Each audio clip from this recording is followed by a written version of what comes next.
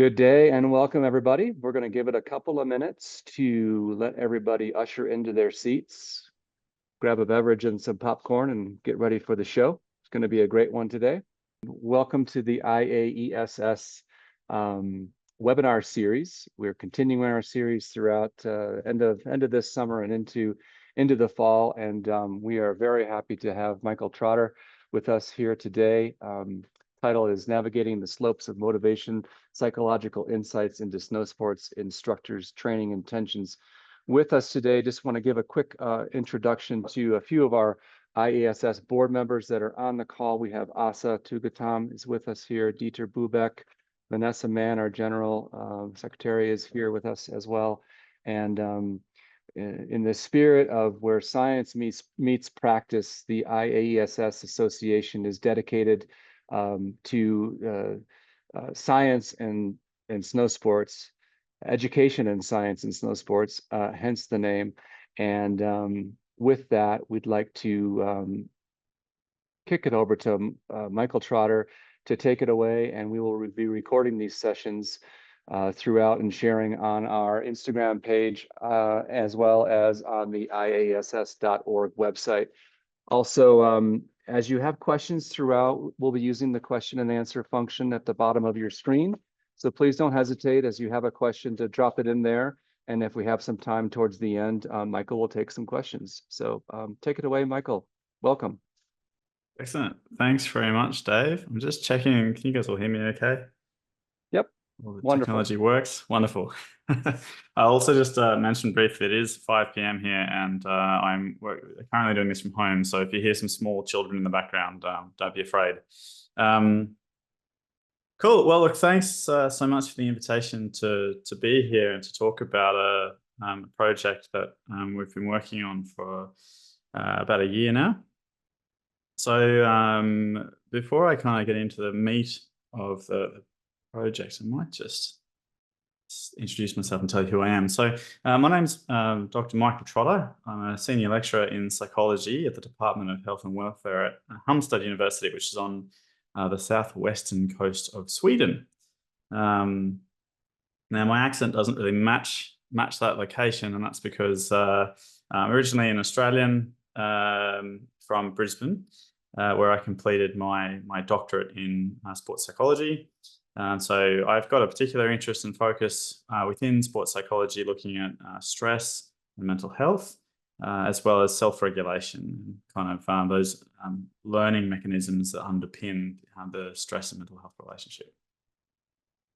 I've recently completed a 2-year postdoctoral research position up at the University of Umeå up in the north of Sweden that also looked into sports psychology. And some of the work we're going to be talking about today was part of that position, and we're continuing to extend beyond that with some work that we're going to be talking about that's coming up in the future.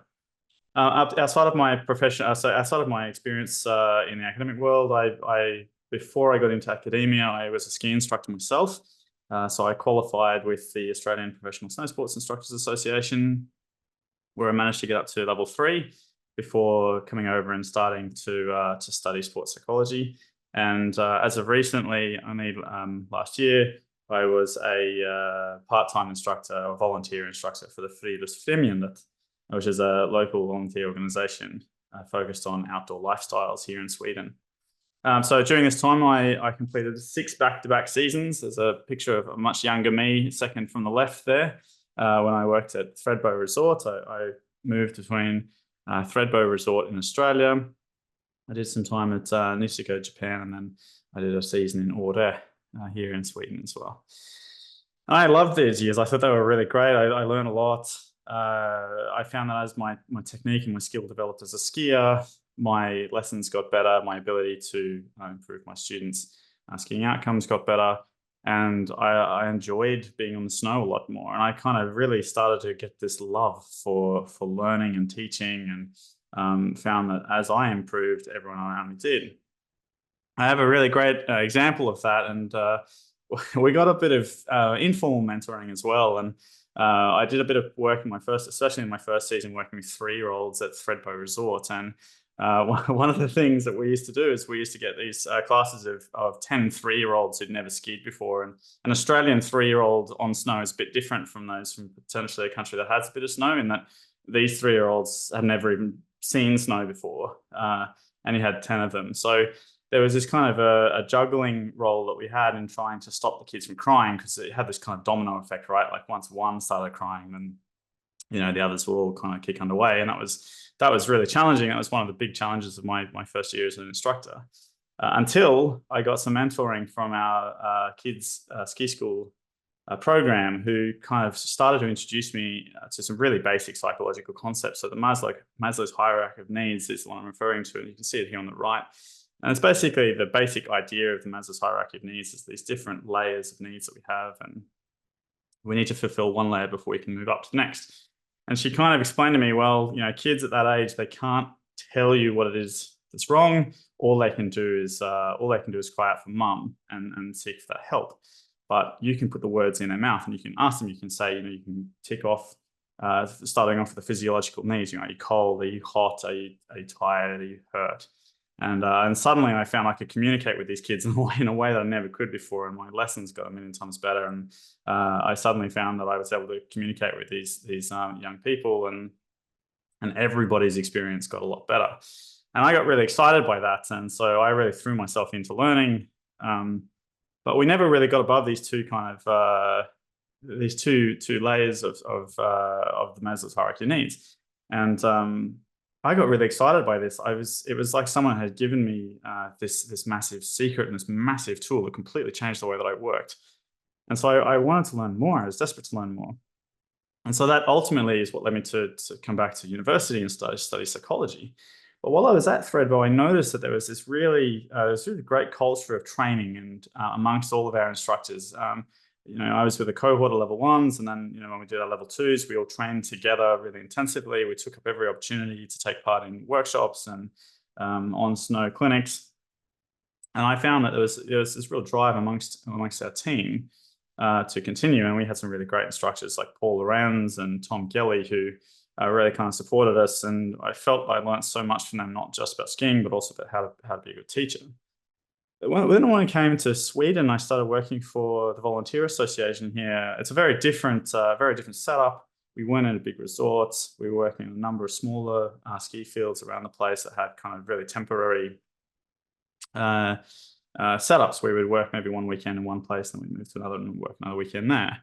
And one of the things I found I was really shocked about was that within this group, a lot of the instructors had been there for maybe 1 or 2 seasons, but had achieved their first entry-level qualification, but then didn't want to continue their training. And this was a real shock to me because of everything I had learned at Threadbow and in Japan, and how much that had changed my experience, not only on snow and as an instructor, but has led to much bigger things later on. I was really shocked to find that there was this lack of interest in and around developing pedagogical and skiing skills.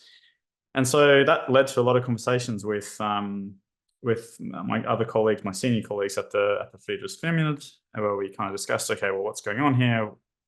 What's causing this difference? And so we wanted to know why are these instructors seemingly less interested in training and professional development? What's the underlying cause here? What could be doing this? And after we kind of had a bit of a chat with some of my colleagues, and we started to talk a little further with colleagues back from the APSI, who also reported that there was this big drop-off in the number of instructors who were completing the level 3s and 4s, we started to get the sense, well, could it be possibly something to do with this sense of career longevity, where instructors feeling maybe that they couldn't see a future in a career, or was there some other aspect of their psychology that was playing a role in this motivation, this desire or intention to continue their training and development? And so that's how this project was born. That's how we kind of kicked off. I drew together a few different colleagues. You can see here on the right, this is our research team. Some faces here will be familiar, some will be new. But we were really lucky in the sense that we had researchers from various different countries from all around the globe who were involved in this process in the ideation. And we called it Snow Sports TI, or Snow Sports Training Intentions, which we then collected data over this last winter season. So I'll get into the details of that. Yes. Okay. So the research questions we had, we wanted to know what's predicting these intentions to participate in professional development and exams, and what factors might be mediating this relationship between our intention and our actual participation in training and exams. Because just because we have an intention doesn't mean we're necessarily going to follow through. And then as I discussed these concepts with my industry connections and with our other academics, we also want to know, look, is there going to be any differences in this motivation that are dependent upon what level the instructor is at, or whether these instructors are men or women? We wanted to know if there are any differences between any of these groups. So then we started getting down to the meat, and we thought, okay, what are we actually going to measure here in order to make this meaningful? And so we picked a few different specific topics. So the first one is occupation future time perspective. An occupational future time perspective basically boils down to two main questions. Does an individual feel that there are still opportunities for them in their job and in their career? And do they feel like they have time left in their career? And this was going to be a bit of a proxy measure for this sense of longevity in terms of, do they look at their career and think, I have a future here, and is this driving me to stay involved? We also wanted to have a look at their psychological needs fulfillment. So according to the self-determination theory, which we're going to talk about in just a second, there are three major and foundational psychological needs. So there's a need for autonomy, competence, and relatedness. So this autonomy is the sense of I have choice in what I do, I have control over my life. Competence is a sense of, I am capable, I'm confident at the task that I'm currently doing. And relatedness is this connection that we have to others in our environment. Do I feel like I can relate to the people who are both my peers and my bosses, my trainers? How do I feel that I fit within the social fabric of the environment that I'm currently in? We also wanted to understand, well, how, what is the motivation amongst these instructors look like? Are they motivated predominantly intrinsically? Are they driven by this sense of that they're participating in snow sports instruction, in training and exams, because this is something that really is meaningful to them? Or are they driven by some kind of external factor? So whether it be money or competence or fame, maybe. So we wanted to know where do we sit on that scale, and we're going to talk a little bit more about that in a minute. But we also wanted to have a bit of a look at some of the barriers that might be preventing intention becoming action. And we're going to talk about that a little bit more. We have built a little bit upon some work that the PSIA has done in a previous industry report that they released. Okay, so let's just get into these. Let's get into these concepts just a little bit more deeply and talk a bit about their background. So, when we talk about occupational future time perspective, this sense of, do I have opportunities and time left in my career? One of the things we know from research is that employees who perceive their jobs as unstable or at risk tend to view their career time as being limited and their future opportunities as being restricted. Now, this is a bit of a risk, I think, within snow sports, because snow sports obviously has boundaries around the beginning and the end dates of the season, and often ski instructors and snow sports instructors may move between northern and southern hemisphere, or they may take on another job over summer, right? So that can potentially lead to this sense of instability. But we also know that if there's organizational support in which these jobs sit, that can enhance this sense of future time perspective, and that can be generated through things like learning opportunities and flexibility. And so we're going to talk about that a lot later on in this presentation. In terms of these three major psychological needs, autonomy, competence, relatedness, we've also seen that coaches who have this identify as experiencing high levels of autonomy, competence, and relatedness were much more likely to stay in their roles in other domains. and specifically this perception of these of competence and relatedness were really strong predictors of adherence, and are likely to contribute to coaches remaining in their roles, which is something that is really important at the moment, seeing as there's other research that suggests that coaches across the board in a variety of different sports are leaving their sports at a concerning rate. Okay, so self-determination theory. This is kind of important, and I want to talk about this. I want to explain what this theory is to kind of help explain what we've done with one of our measures. So we talk about motivation as being divided up into three main categories. So we've got A motivation, which is I'm not motivated at all. We're not really going to talk about that so much today, but we are going to talk a little bit about extrinsic motivation and intrinsic motivation. So intrinsic motivation is this sense of like, I'm doing an activity because I really value the outcome. This is really meaningful to me and I love it. This is something I do because I care about it rather than it necessarily being for some external reward, which is what we see in extrinsic motivation. Now, we see that there are a couple of different types of subcategories of extrinsic motivation, because not all extrinsic motivation is necessarily bad, but there is a sliding scale to which the extrinsic motivation can have a positive or negative impact on our overall motivation. So when we talk about external and introjected regulation, what we're beginning to see is that the motivation here is being driven or controlled by other people. So we're doing this because we feel a sense of guilt that we're not attending training, or that we're being pressured by maybe a boss or a trainer to take our next level, or we're being told that if we don't take this exam, that we might miss out on our visa for next year and the ability to be able to come back.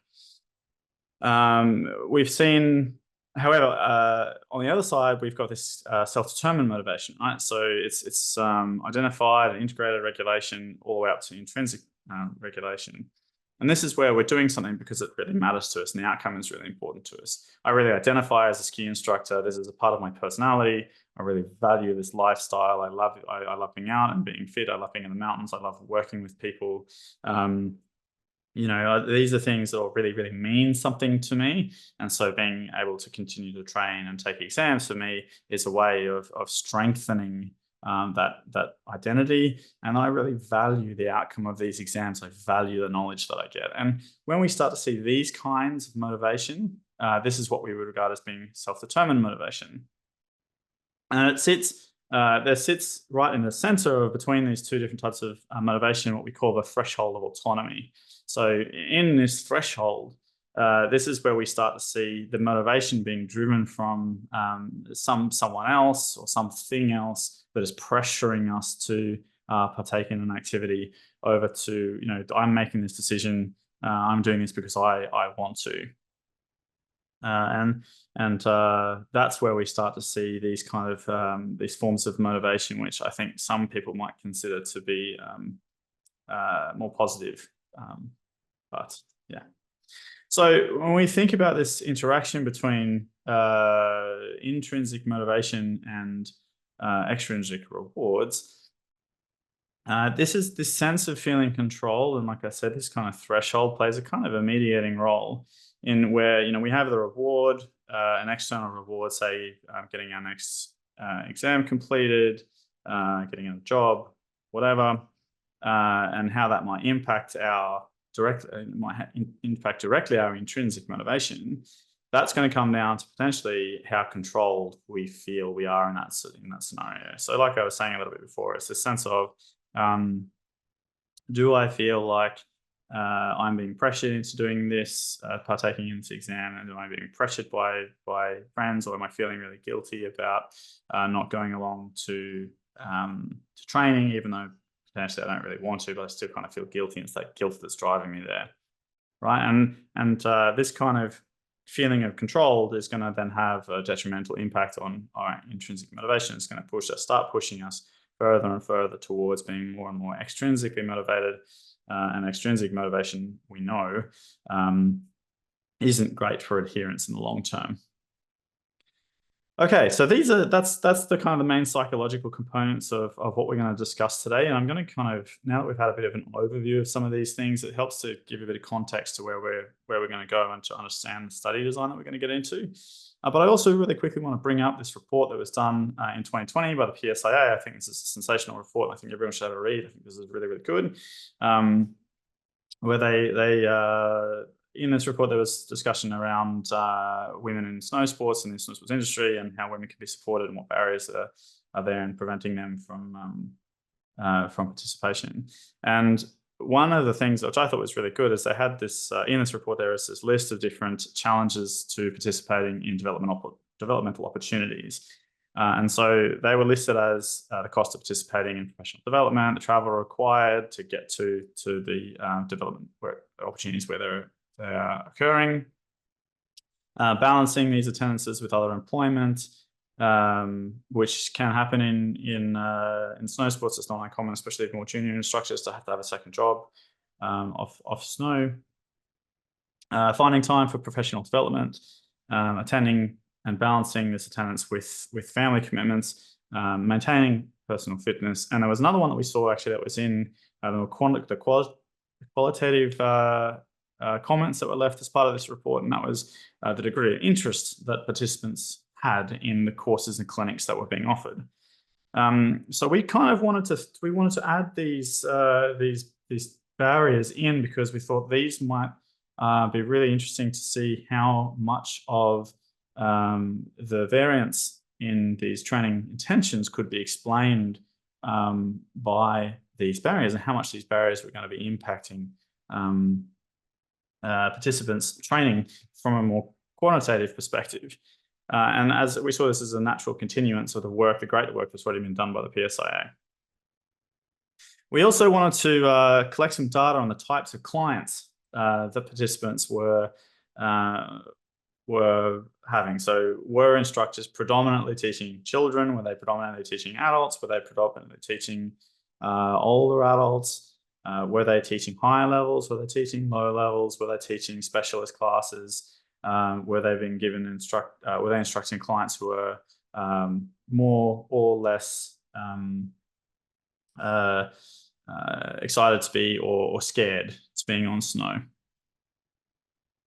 All right. So with all of that in mind, those are all of the different factors that we wanted to look at, and a bit of background about each of those. Let's talk a little bit about the method. So what exactly did we do? So we sent out a series of 3 surveys, and on our first wave, we managed to collect 571 instructors, which is amazing. So we had 571 who filled in our first wave, which was awesome. And a huge thanks to the Swiss Snow Sports Instructor Association for assistance with distributing that. Their association basically helped us to double the numbers almost overnight, which was amazing. We then had at wave 2 and wave 3, this kind of between 120 and 130 participants that filled in those next 2 waves. That's not uncommon. You usually see about between a 60 to 70% drop in participants. So we weren't overly concerned about that. And we certainly had enough participants left to be able to run all of the analysis that we wanted to run. The other thing that was really exciting was we ended up with a split between men and women of about 60% men and about 40% women. So we were expecting a much higher percentage of men participating in the study. So that was awesome. We also found there was a relatively even split between the different accreditation levels. So I realized that in different instructor associations, there are sometimes 3 levels systems, and there are 4 level systems. So we basically had the level 2 and 3 instructors who were participating from the US and New Zealand, and we categorized in them with our full certs and level 3. So we had to do a slight maneuvering of the instructor levels in order to make that work. But overall, the split between accreditation levels was relatively similar, with one exception, and that was level 4s. So we had actually more level 4s than we anticipated. The next high level group were the level 1s, and then level 2s and level 3s. But we anticipated that the level 4s, who are really actively involved in the industry and really committed to the industry, were probably more likely to be interested in taking part in the study. And so that's why we had a larger number of cert and accredited participants. So we collected 3 waves. So we started off, first wave went out in December of 2023. This is where we collected the demographics of our instructors, age, gender, experience levels, qualification, as well as then also beginning to collect data on their future time perspective, their intention to train, basic psychological needs, and their levels of motivation. We repeated this then in wave 2, except this time in wave 2, we added a couple of additional pieces of information. So we also then started to collect data on how much they perceived that they were participating in professional development, as well as looking at self-regulation and their lesson allocation. So what kind of lessons were they getting? What kind of student types? And then at wave 3, we try to collect basically everything that we collected in wave 1 and 2. And that way, we kind of got this picture over the course of the season, so we can track how these instructors are changing over time. Okay, so what do we find? Well, the positive is that generally both intentions for training and participation increased, which is great. So participation intentions increased. However, the actual intentions to train did not. I perceive that might be because they were already at a relatively high level when we started. And overall, participation in training increased in all forms across the whole across the whole season. And so when we were talking about the different forms, we were talking about ski school or snow sports school organized training. We talked about official. So that was official training. We talked about self-organized training. It was organized by instructors when they went on their own. We talked about the study of theory. And then the final one was looking at intentions to participate in exams. So in terms of this occupational future time perspective, so how much were they thinking about the amount of time they had left in their career and kind of opportunities that were in front of them? We found that the degree in which instructors could see this future in their career predicted the amount that they were training and their training intentions, right? Surprisingly, the future time perspective didn't mediate the intention behavior relationship. However, and this might feel quite obvious, but now at least we've got data to show this, that instructors who see a future in their career appear to be significantly more engaged in their professional development. When we got into looking at the psychological needs, we saw something really interesting. So we saw that, generally speaking, autonomy predicted an increase in intention to participate in on-snow training, so whether that's official or whether that's self-organized training across the entire season. So people who felt they had more choice were more likely to want to be on snow and participating in that organized training, which is really great. However, something that was really interesting was that instructors who reported this higher sense of competence really early on at the beginning of the season also reported they had a significantly higher intention to participate in official training and theory and the study of their theory at wave 1. So those who were feeling more confident and were feeling more confident in their abilities as an instructor were much more likely to get involved in official forms of training. Now, that in and of itself is kind of interesting that happens early, but it's also interesting when you relate it to how relatedness showed up. So when we looked at this psychological need of relatedness, we found that overall relatedness predicted an increase in self-organized training and theory study at wave 2. So once we got into the middle of the season. So it felt to us almost like those who were feeling more confident would get involved in training earlier or intending to get involved in training earlier. And then as the season continued, those who were forming those relationships were then starting to organize their own study and self-organized training on snow. So that we thought was super, super interesting and something that should definitely be thought of.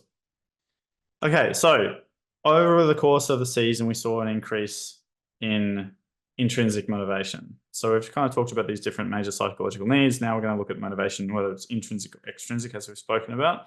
So we saw that overall intrinsic motivation increased, which is a great sign. It means that these instructors who are involved in these ski schools that we measured are feeling are beginning to feel more connected and feel like they have a higher degree of autonomy, and that is increasing this level of motivation. However, interestingly enough, we didn't find that an occupational future time perspective, so this future view of their career, necessarily directly predicted an increase in intrinsic motivation. However, the increases in autonomy, so this increase in sense of choice and control, had a mediating effect. So as this sense of their future career and this sense that there was time left and opportunities left in their career increased, that had a tendency to increase the sense of choice, which then went on to increase the sense of intrinsic motivation. So this mediating effect, which is really, really interesting. And it kind of maybe reflects that those who see a future in their career potentially are also seeing this variety of different choices and options that they have in terms of their training and their career outcomes. Okay, so this intrinsic motivation is increasing. So what? Well, as intrinsic motivation increases, it was beginning to predict intention for training in all forms of training and study. However, interestingly enough, not exams. So those who felt this intrinsic drive and this to participate in training, they were more likely to have an intention to train across all forms of training and study. Intrinsic motivation also predicted official participation in official training and the theory of study, but not self-organized training. So that was also kind of interesting. Those who felt more intrinsically motivated were much more likely to want to participate in official training. So if we combine that with this sense of competence at the beginning of the season, those who feel really connected and feel really driven internally by a desire to be involved in skiing and involved in ski instruction, really were more likely to want to partake in official training and theory. And those who felt more confident were also in that kind of same boat. Interestingly, when we get to looking at the study of theory, we also found that this kind of extrinsic drive, so people who felt that they were driven more by external factors, whether it be money or exams, were significantly more likely to be participating in the study of ski instructor theory. And that's probably because they're kind of driven by getting this next level. That's the carrot for them. It's, okay, I need to get this next level in my instructor qualification, and that's what's driving me. However, interestingly enough, despite the fact that it significantly predicted this study of theory, it didn't. It was not as strong as this drive that we saw by those who are intrinsically motivated. Okay, so in terms of barriers and extending this work that was done by the PSAA, we found something we weren't expecting. So surprisingly, the barriers that we measured, this list of barriers, didn't mediate the re-intention participation relationship. So that was really not expected. So we really need to potentially think a little bit more, do some more research into having a look at some of these barriers, because things like cost and time didn't necessarily mediate this or decrease participation despite having an increased intention. A couple of things we did find is that this lack of interest in clinics did predict a decrease in participation, and that aligned very much with the report and the qualitative data. So those who found that they didn't think that there was enough interest in clinics were less likely to participate in official training. It's not a huge surprise. Lack of time.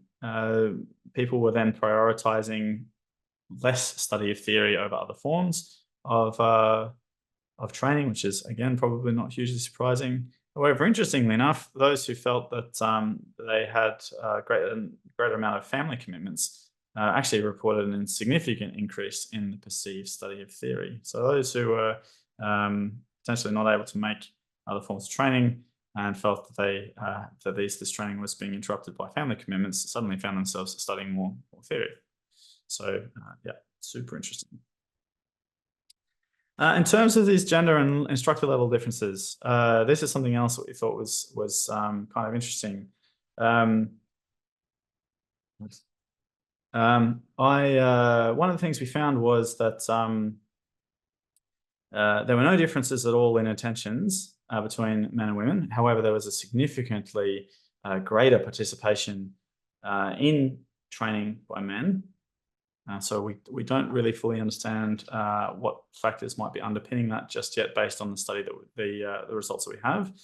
And we found that the reported barriers were not reported any differently between men and women. So it wasn't that any of the barriers that were previously reported in the PSIA report were more likely to be reported by either men or women. When it came down to lesson type and client type, we found surprisingly that the differences between men and women weren't as accentuated as what we expected at wave 2 and 3. So we found that men were more likely to teach more athletic males, and that was reported significantly at both wave 2 and wave 3, and that women were more likely to be teaching children in wave 2 at between the ages of 5 and 6. However, for most of the other factors, including the level of the lesson, once we accounted for the levels of the instructors, so the higher level instructors, lower level instructors in terms of the qualification, once the variance in the different statistics were taken out by those differences in instructor level, we found that a lot of the differences that were reported between men and women suddenly disappeared. So this is something that we really need to, I think, from a research perspective, really interested to look at this a little bit more, because this doesn't match up with some of the experience of a lot of ski school directors and those who work in snow sports instructor associations. I've had a lengthy conversation with a few different heads of associations, snow sports instructor associations, and this finding didn't match what they had previously experienced. So this is an area that we really want to do a bit more work into and try to get a bit of a better understanding of. We also found that there was no difference in exam participation. So there wasn't that men were more likely to participate in an exam or report that they participated in an exam over women. Again, this is something that we're really interested in kind of unpacking a little bit more and understanding what might be then potentially behind this that we haven't accounted for in this study. Okay, so there's a lot of information I suppose I've dropped on you there. What are some of the takeaways that we really want you to walk away from this presentation with?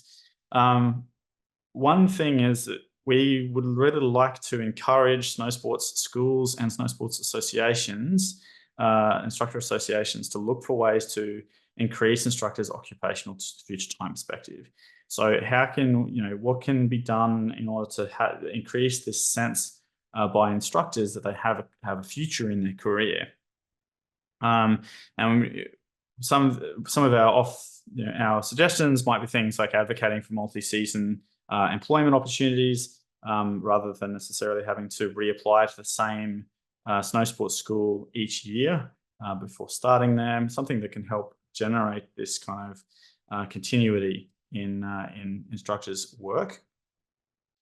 But potentially also looking at ways in which the snow sports accreditation system, or these accreditations, can potentially be used in other domains. As a personal example, I have found it incredibly helpful, having been trained as a snow sports instructor, when I stepped into my role as an academic and stepped into my role in a classroom. I found that many of the different pedagogical approaches that I learned as part of being an instructor are equally as valid within a traditional learning environment.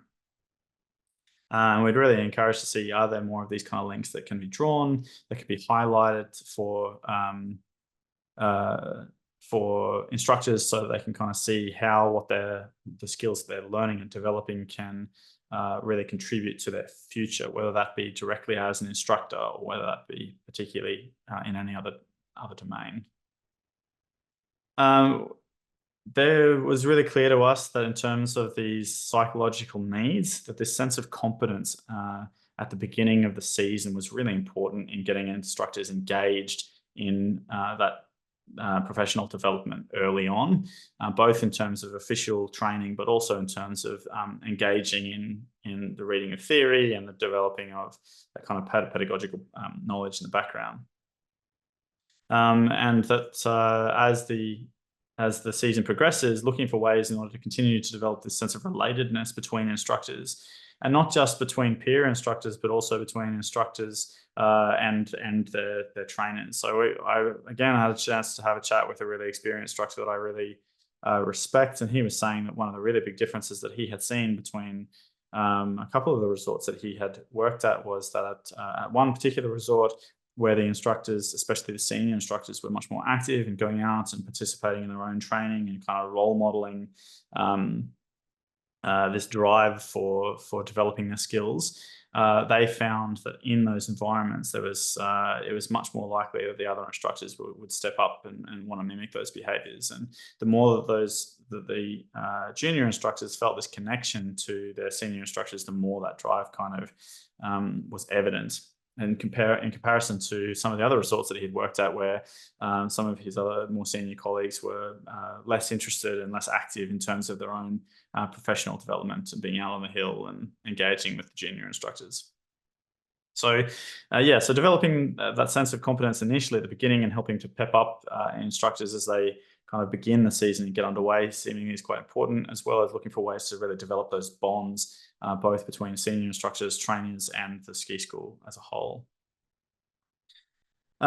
We think that if there's any other ways to increase like an autonomy supportive environment for these instructors where there's ways to increase a sense of autonomy, we suspect that this will continue to develop in this intrinsic motivation and will, as a result, lead to better outcomes and more motivation towards participating in both exams and training.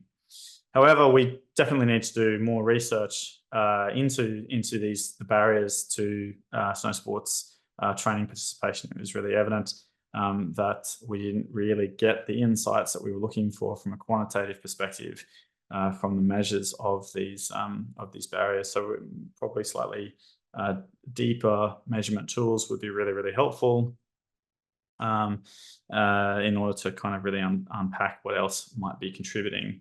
We seem to have really unpacked a lot of what potentially isn't acting as a barrier, and what we really need to unpack is what more might there be. Okay, so what's next for us? Where are we off to next? So we have since formed an industry advisory group made up of instructors and academics from a variety of different countries that have been very generous in lending their time and helping us to assess some new projects that are coming up. One of which is we want us to conduct a study on stress and coping in snow sports. We suspect that maybe something that we didn't get to include on this last study is stress, and understanding, okay, well, what are the stresses that instructors might be facing? How might these stresses be impacting training outcomes and the likelihood of them participating in exams and exam outcomes, but also what kind of coping strategies are instructors employing in order to overcome this stress. So that's what we're working towards at the moment. We've already submitted some funding applications to see if we can get this project funded, and we're going to potentially drive forward with this in the beginning of the coming snow sports season. Yeah. So that's kind of what we've done. So I'd love to hear if anyone has any questions or comments. I'd love to open the floor, and if anyone would like to get in touch, feel free to send me an email. I'm more than happy to set up a time to have a chat. Thanks. Thank you so much, Michael. If any of you have questions, we could actually, I can give you the power to unmute and ask a question directly, or you're welcome to type it into the Q&A if you'd like. Or any of our Presidium members have a question for Michael. How about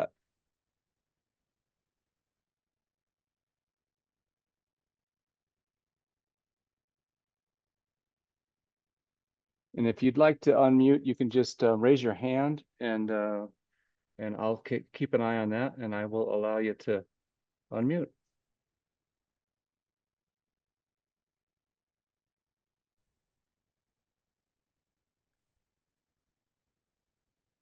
Then Dave, I want to start the discussion. Great. And Michael, it was very impressing your data and the results you get. So might there be a chance that we can help you with your future research projects?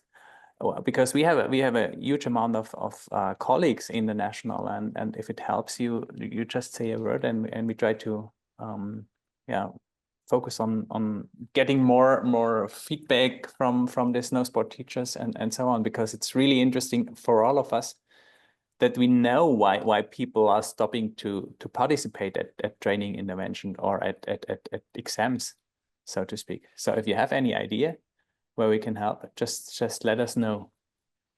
No, absolutely. Look, 100%. I will most definitely take you up on that. I think, look, probably one of the slight limitations of the study that we have currently conducted is that about half of or more than half of our participants were from Switzerland, right? So that means that all of the, a big proportion of these results need to be considered for the fact that they come from the context of Swiss instructors, and that there might be regional differences between instructors from Australia, from Canada, from the US. And so if we want to get a kind of a deeper look into any particular population of instructors from any particular instructor association, then I'd love to work with other associations and helping us to get in touch with people, especially when it comes to the upcoming stress and coping study, because we're wanting to run a diary study, which we have instructors fill out training stress diaries leading up to an exam, in order to kind of understand from a really qualitative perspective, what are the things that are stressing you out, and what are the strategies that you're putting in place in order to overcome these. And the more instructors we have doing that, the better, because we're anticipating we'll probably lose instructors in dropout along the way. So yeah, I'd love to take you up on that. Okay, we've got a question from Tony. Thanks, Tony. Have you measured the effects on motivation of perception of available clear educational written and video materials? Does a lack of clarity affect motivation? That is a really good question, and something I am definitely going to be including, I think, in the next, when we look at barriers. That's not something we had considered, actually. I didn't think about whether or not availability of materials might exist. And this is one of those potential blind spots from only having a limited experience of instruction myself within the Swedish system and the Australian system, and that both of those systems have got quite an abundance of written materials from their various associations.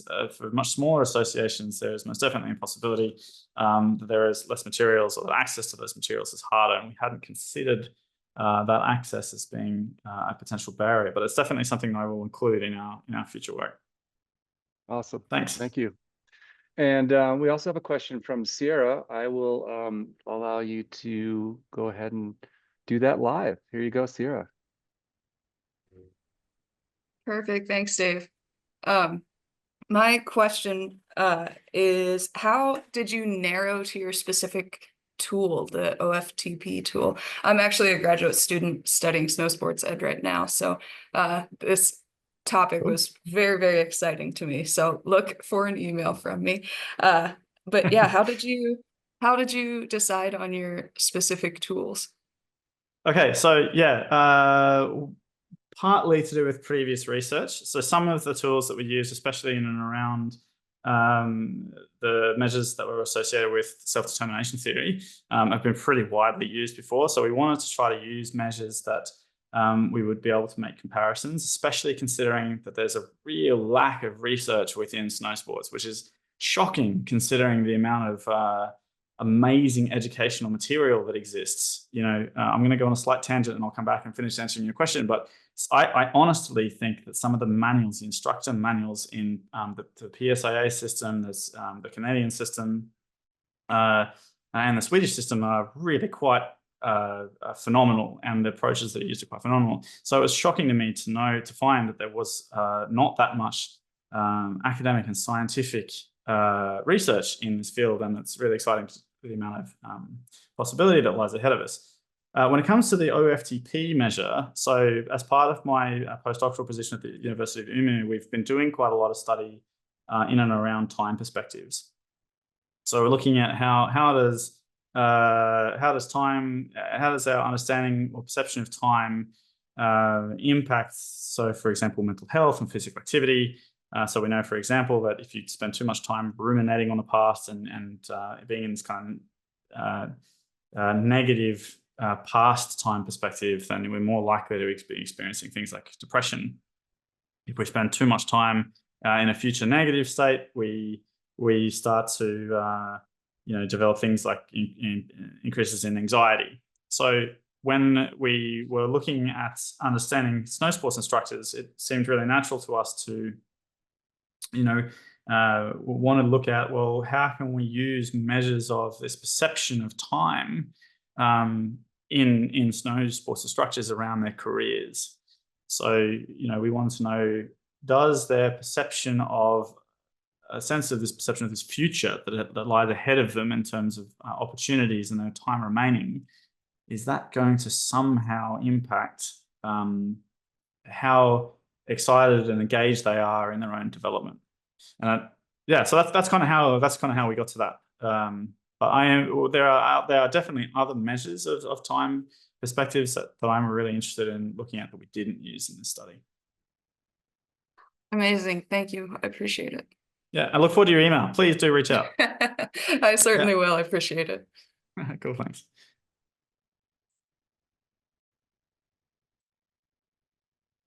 Wonderful. Well, not seeing any other questions at the moment. Just wanted to say thanks again to Michael. That was fantastic. And look for the recording here in the coming weeks. We provide our recordings, as I mentioned, on the IAESS.org website. You can also find the recordings on the Interski International YouTube channel in the future as well. And we are continually working on engaging with new speakers for our webinar series. And so if any of you have an interest and or would like to speak or know of someone that would like to speak, please don't hesitate to reach out to any of the IASS board members as well. But it is just after the top of the hour. Again, apologies for the couple-minute late start, and wish you all a great season. I actually just buckled up my boots and I'm about to take some runs here at Arapahoe Basin in Colorado. So all the best to everybody. Thanks again to Michael. Have a wonderful day and a great season. Cheers. Yeah, thank you very much. Bye-bye. Thank you. Thank you.